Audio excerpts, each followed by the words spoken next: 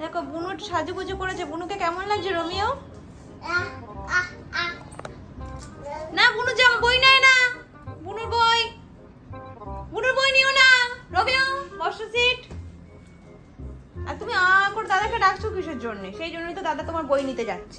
না তো দাদার খেয়ে দিয়ে কাজ নেই, দাদা তোমার বই নেবে। হ্যাঁ, অতটাও খারাপ না আমাদের দাদা, তাই না শোনা?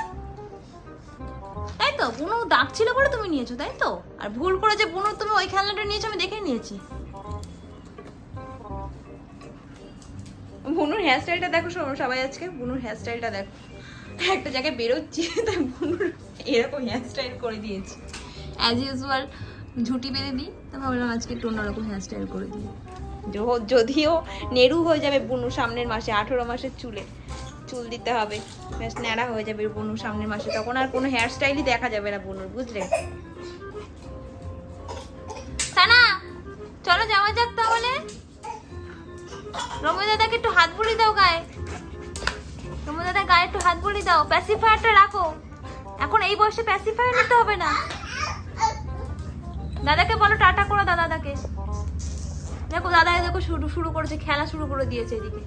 টাটা দিচ্ছ তুমি দাদাকে? উড়ে বাবা। রমিও বনু কিন্তু টাটা দিচ্ছে। দেখো দাদা কিন্তু তোমার খেলনা নিয়েছে। ওই তুই বনুর খেলনা নিলি? বনু তো এক্ষুনি খপ করে নেবে, বনু খপ করে নেবে আর মুখের মধ্যে পড়বে। তোমাকে আমি অন্য খেলনা দিচ্ছি, দাঁড়াও। তোমার খেলনা নিয়ে নিয়েছো তো দাদা? আমি নিয়ে নিয়েছি, ওটা এখন তুমি নিও না। হ্যাঁ, তুমি বনুর খেলনা নিয়েছিলে, তোমাকে আমি অন্য খেলনা দিচ্ছি, কেমন? দাঁড়াও একটা সেকেন্ড।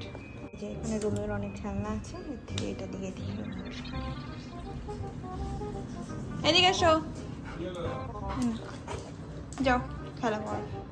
বনু ওই ঘরে চলে গেছে, তুমি ওটা নিয়ে খেলা করো, কেমন? বসো, হ্যাঁ বসো। দেখো বনুর বই টই কিভাবে ছড়িয়েছে, এগুলো সব গোছাতে হবে এখন।